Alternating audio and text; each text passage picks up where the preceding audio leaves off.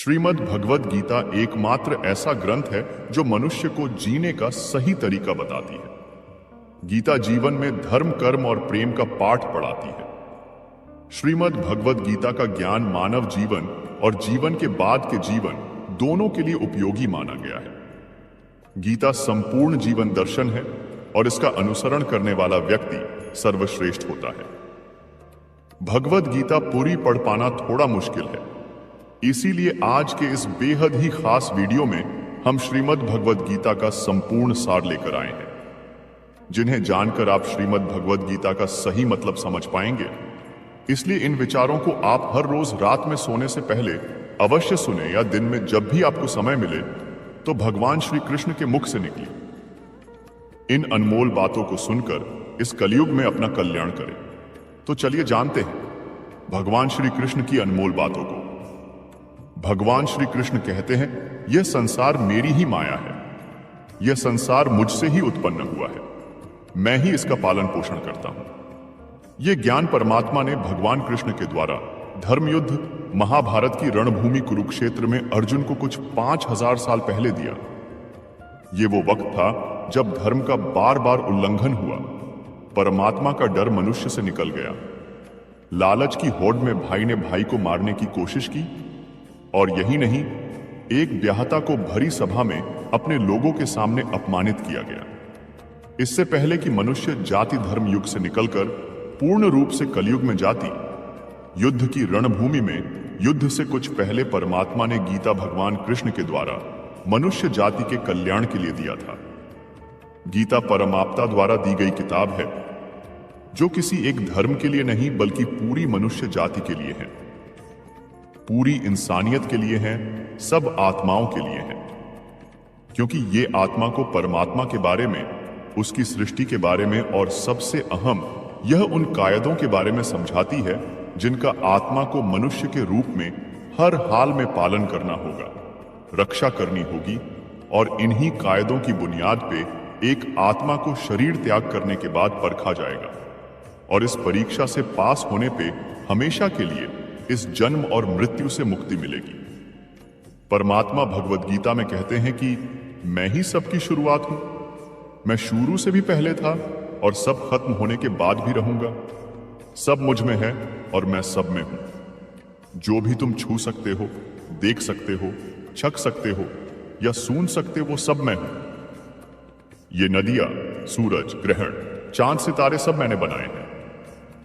मैंने ही भगवान, शैतान, राक्षस और इंसान बनाया। मैं सर्वव्यापी हूं, सब में रहता हूं। मैं ही ब्रह्म बनकर सब बनाता हूं और रुद्र बन के सब नष्ट कर देता हूं। मैं ये सृष्टि यूं ही बनाता और तोड़ता रहूंगा ताकि आत्माओं को मौके मिल सके इस जन्म और मृत्यु से मोक्ष पाने को, हमेशा के लिए परमात्मा के साथ रहने को। भगवद गीता कहती है कि इस सबसे बड़ी परीक्षा के लिए परमात्मा ने प्रकृति का निर्माण 5 तत्व हवा, अग्नि, जल, पृथ्वी से किया, जिन्हें हम छू के, छक के, सूंघ के और देख के हम समझ सकते हैं।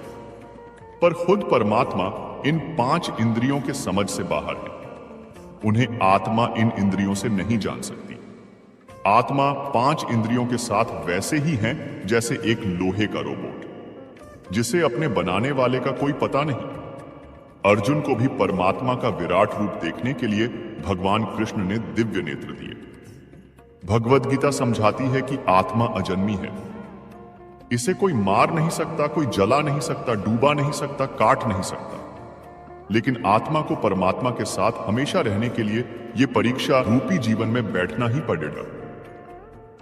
इस परीक्षा के लिए परमात्मा से बिछड़ के आत्मा को पृथ्वी पे किसी न किसी रूप में जन्म लेना और 88 करोड़ योनियों को जीने और भोगने के बाद एक आत्मा को मनुष्य का शरीर और दिमाग मिलता है, जिसमें हर आत्मा को अपने अंदर के तामसिक और राजसिक अवगुणों से निकल के सात्विक जीवन में प्रवेश करने के मौके मिलते हैं।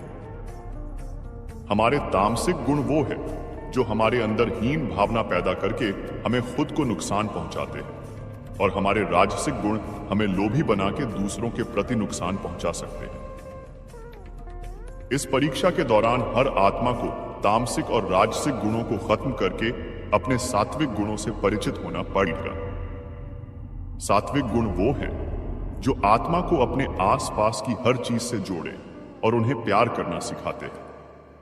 परीक्षा के दौरान हर आत्मा को जीवन के चारों स्तंभ धर्म, अर्थ, काम और मोक्ष का ज्ञान पाके ही मुक्ति मिलती है। यही वो द्वार है जिन्हें समझकर ही आत्मा परमात्मा को समझ सकती है। पहला द्वार धर्म का है और शेर इसका प्रतीक है। धर्म वही है जो गीता में लिखा हुआ है। धर्म वही है जो धारण किया हुआ है, जिसे आपका दिल मानता है। जैसे झूठ नहीं बोलना, चोरी नहीं करना, भगवान का निरादर नहीं करना, दूसरों को नुकसान नहीं देना, यही सब धर्म है। और हर आत्मा को अपने जीवन काल में हर समय धर्म का पालन करना होगा और उसकी रक्षा करनी होगी। दूसरा द्वार अर्थ का है और घोड़ा इसका प्रतीक है। हर आत्मा अपने हर जीवन काल में अपने पृथ्वी पे होने का अर्थ या मूल कारण समझेगी।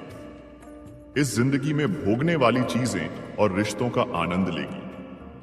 अच्छा बेटा और अच्छी बेटी, अच्छा भाई या अच्छी बहन, अच्छा पति या अच्छी पत्नी बनके हर दुनियावी रिश्ते पर खरी उतरेगी और इस परीक्षा को पास करेगी। तीसरा द्वार काम का है। भगवद गीता समझती है कि हर मनुष्य के अंदर काम, क्रोध, लोभ, मोह, अहंकार और ईर्ष्या जैसी 6 भावनाएं हमें अपने और दूसरों के प्रति नुकसान पहुंचा सकती है। इन भावनाओं को हर मनुष्य को हमेशा अपने नियंत्रण में रखना होगा, क्योंकि इनके बहाव में किया हुआ कोई भी काम हमारे जीवन भर की परेशानी का कारण बन सकता है। और एक आत्मा संतोष और सादगी से इन भावनाओं पर हमेशा के लिए विजय पा सकती है। चौथा स्तंभ मोक्ष का है और हाथी इसका प्रतीक है। इस परीक्षा रूपी जीवन में हर मनुष्य हर समय कुछ इच्छाएं रखता है। कुछ इच्छाएं एक ही जन्म काल में पूरी हो जाती है, पर कुछ अधूरी रह जाती हैं और उनके पूरा होने के लिए आत्मा को वापस पृथ्वी पर आना।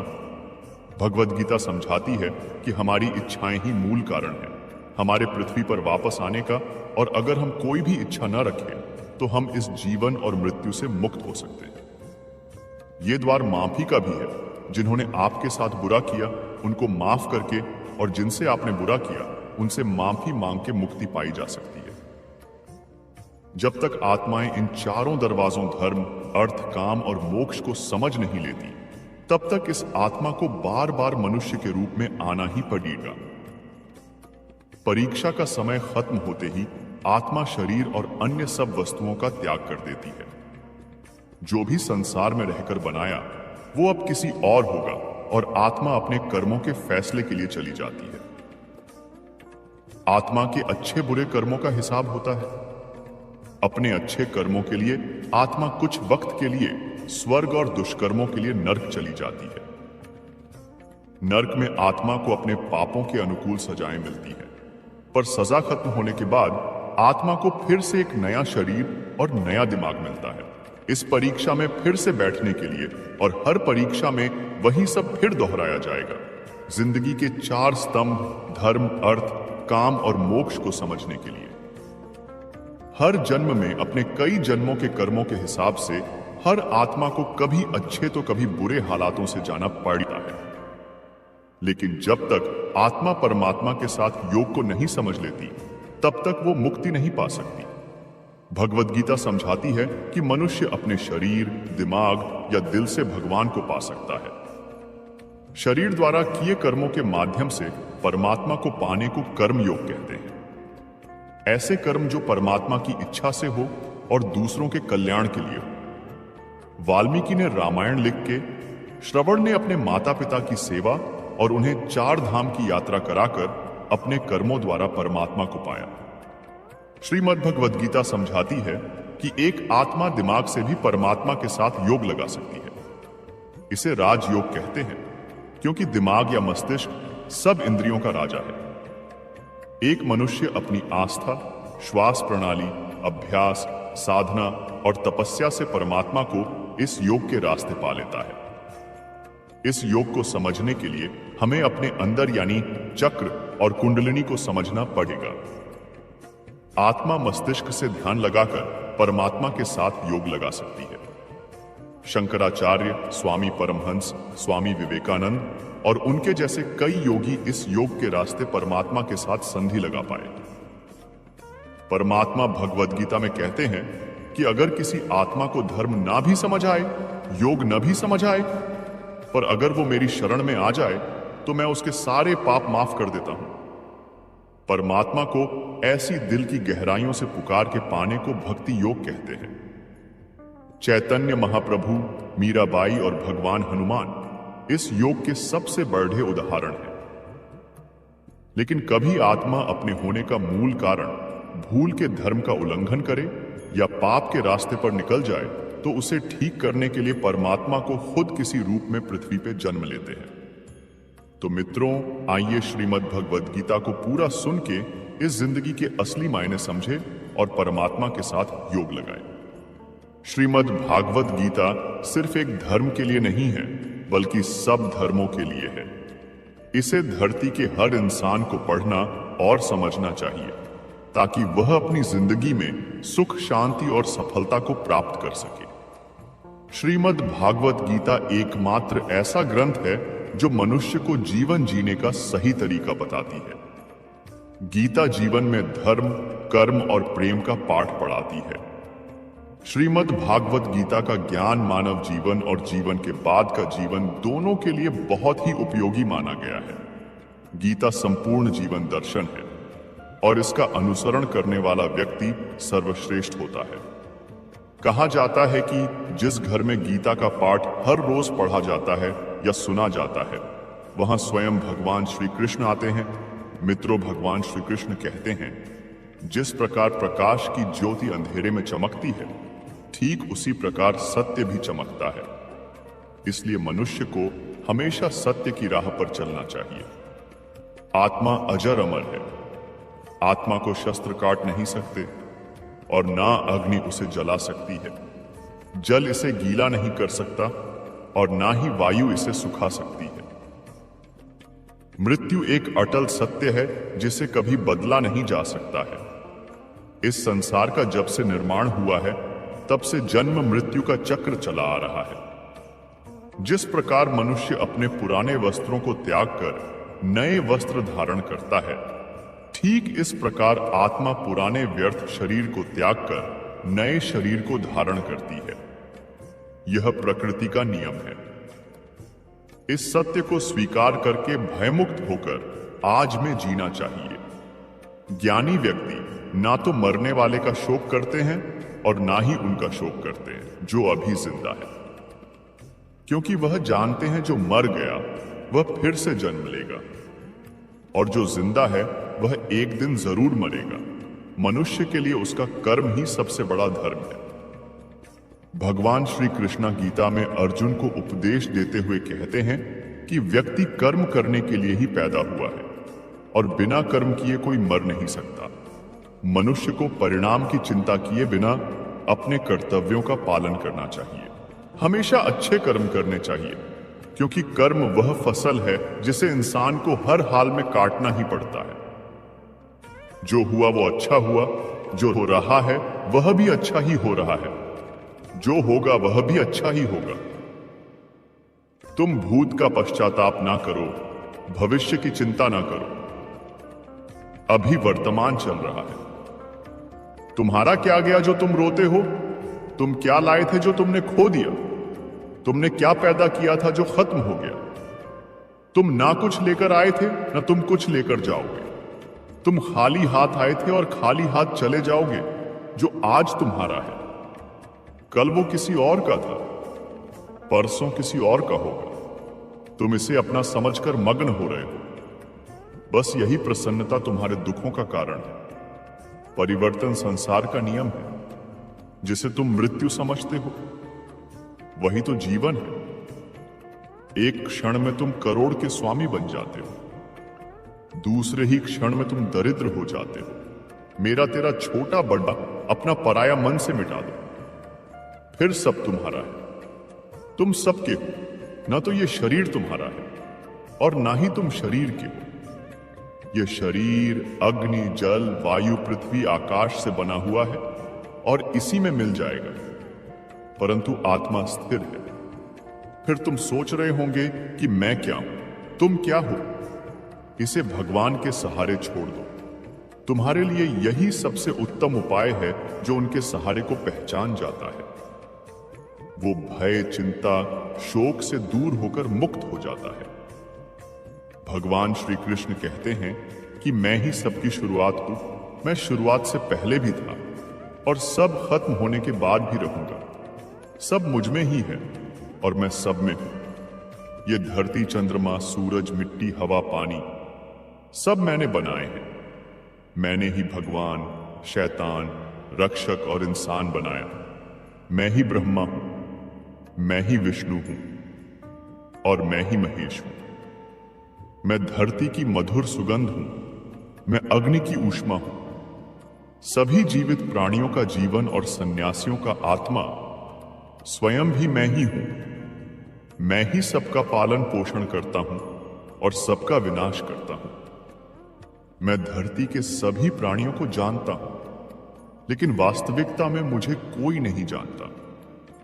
जब जब इस धरती पर पाप, अहंकार और धर्म बढ़ेगा तो उसका विनाश कर पूर्ण धर्म की स्थापना करने हेतु मैं अवश्य अवतार लेता रहूंगा। क्रोध मनुष्य को नरक की ओर ले जाने वाला द्वार है। क्रोध करने से व्यक्ति का मन अशांत हो जाता है। वह आवेश में आकर कई बार अपना ही नुकसान कर बैठता है। भगवान श्री कृष्ण कहते हैं, मनुष्य को क्रोध करने से बचाना चाहिए। कितना भी गुस्सा आए, स्वयं को शांत रखने का प्रयास करें। मन पर नियंत्रण रखना जरूरी है। गीता के अनुसार जिस व्यक्ति ने अपने मन पर काबू पा लिया, वह मन में पैदा होने वाली बेकार की चिंता और इच्छाओं से भी दूर रहता है। साथ ही व्यक्ति अपने लक्ष्य को भी आसानी से प्राप्त कर लेता है। अगर मन को वश में नहीं करोगे तो वह तुम्हारा सबसे बड़ा शत्रु बन जाएगा। हमेशा शक करने वाला व्यक्ति कभी शांति प्राप्त नहीं कर पाता है। इसीलिए संदेह करने से बचना चाहिए, क्योंकि अधिक संदेह करने से मन की शांति भंग हो जाती है और व्यक्ति भ्रमित होकर अपने संबंधों को नष्ट कर डालता है। तन की सुंदरता मन को आकर्षित करती है, जबकि स्वभाव की सुंदरता हृदय को आकर्षित करती है। इसीलिए मनुष्य का स्वभाव हमेशा निर्मल होना चाहिए। कौन क्या कर रहा है, कैसे कर रहा है और क्यों कर रहा है, इन सब से आप जितना दूर रहेंगे उतना ही खुश रहेंगे। जिंदगी में हम कितने सही हैं और कितने गलत हैं, यह सिर्फ दो लोग जानते हैं, एक परमात्मा और दूसरी हमारी अंतरात्मा। भगवान श्री कृष्ण कहते हैं, जिस मनुष्य के अंदर ज्ञान की कमी और ईश्वर में सच्ची श्रद्धा नहीं होती, वो मनुष्य जीवन में कभी भी आनंद और सफलता को प्राप्त नहीं कर पाता। मोह विनाश का कारण होता है। मनुष्य के दुखों का मूल कारण उसका मोह ही है। वो जितना अधिक मोह करेगा, उतना ही अधिक कष्ट भी भोगेगा। पछतावा अतीत नहीं बदल सकता और चिंता भविष्य नहीं बना सकती। इसलिए वर्तमान का आनंद लेना ही जीवन का सच्चा सुख है। श्री कृष्ण कहते हैं, जो तुम्हारा साथ देता है तुम उसका साथ दो, जो तुम्हें धोखा देता है तुम उसे त्याग दो। जिस जगह आपका सम्मान नहीं हो वहां पर कभी जाना नहीं चाहिए, वरना लोग आपको कमजोर और बेवकूफ समझेंगे। जहां बारिश ना हो वहां फसल खराब हो जाती है और जहां संस्कार ना हो वहां सब कुछ खराब हो जाता है। जो लोग ये कहते हैं मेरे पास वक्त नहीं है, असल में उनके खास रिश्तों की गिनती में आपका नाम ही नहीं है। बात इतनी मधुर रखो कि कभी वापस भी लेनी पड़े तो आपको कड़वी ना लगे। खुद में थोड़ा स्वाभिमान होना जरूरी है, वरना लोग आपको वहां भी दबाने की कोशिश करेंगे जहां आपका अधिकार है। जब तक तुम अपने आप से नहीं हारोगे तो तब तक दुनिया की कोई ताकत तुम्हें हरा नहीं सकती है। कमजोर तुम नहीं, तुम्हारा वक्त है और वक्त सबका बदलता है। तुम बस अपना कर्म करते जाओ। जिसने कभी संकट नहीं देखा उसे अपनी ताकत का कभी एहसास नहीं होगा। जो दूसरों की तकलीफों को समझते हैं और जिनमें दया है, जो दिल से अच्छे हैं, उन्हें दोबारा जन्म नहीं लेना पड़ता है। उन्हें परमात्मा अपने पास ही रखते हैं। किसी को कुछ देकर घमंड मत कर, क्या पता तू दे रहा है या पिछले जन्म का कर्ज चुका रहा है। घमंडी मनुष्य का वंश, वैभव और प्रतिष्ठा तीनों ही चले जाते हैं। विश्वास ना हो तो रावण, कौरव और कंस को देख लो। किसी पर विश्वास करना हो तो उनकी बातों पर नहीं, उनकी हरकतों पर ध्यान दो। गुस्से के वक्त थोड़ा रुक जाने से और गलती के वक्त थोड़ा झुक जाने से जिंदगी और भी आसान हो जाती है। भगवान श्री कृष्ण कहते हैं, जो मनुष्य मुझे जान लेता है वह जन्म मरण के बंधनों से मुक्त हो जाता है।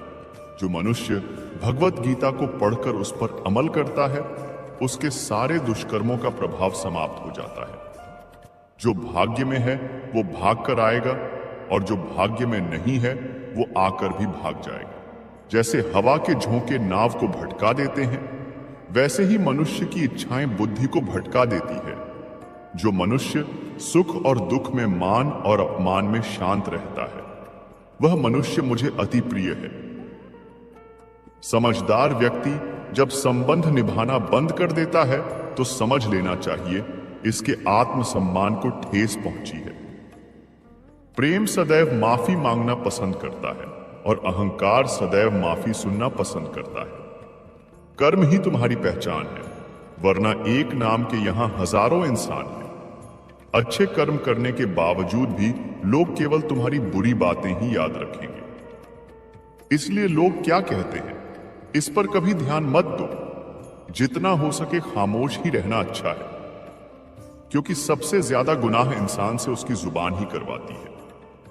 किसी को धोखा देना एक कर्ज है जो आपको किसी और के हाथ एक दिन जरूर वापस मिलेगा। कभी उस व्यक्ति पर भरोसा मत करो जो वक्त के साथ स्वभाव बदल लेते हैं। जीवन में कभी किसी से अपनी तुलना मत करो। तुम जैसे हो सर्वश्रेष्ठ हो। सबको अपना जीवन बदलने के लिए समय मिलता है, परंतु समय बदलने के लिए दोबारा जीवन नहीं मिलता है। जो होने वाला है वह होकर रहता है और जो नहीं होने वाला है वह कभी नहीं होता।